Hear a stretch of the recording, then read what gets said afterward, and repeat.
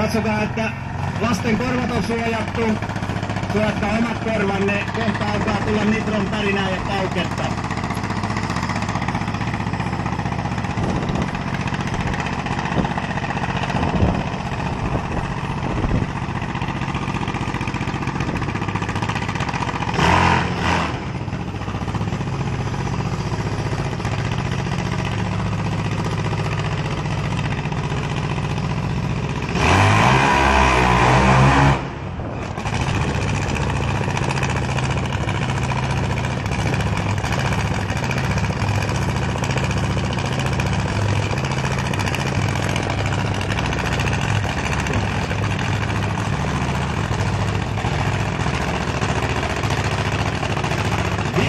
Viimeinen lähtö on hetken kuluttua käsillä.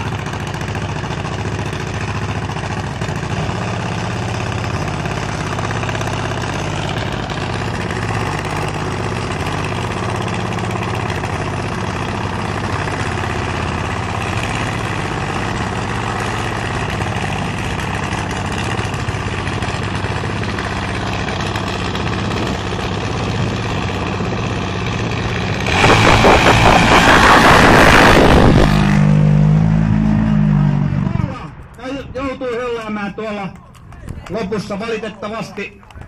Meillä moni komea on päätös tällä viikolla, mutta onko se 6,78? Kyllä, todella komea veto. Siinä 260,78 on loppunopeus vielä tähän viimeiseen vetoon. 6,780 Jaakko Salakari KTM Dukella 260 kilometriä loppunopeutta. Ja se oli viimeinen ajosuoritus tälle viikonlopulle täällä Moottoparkissa.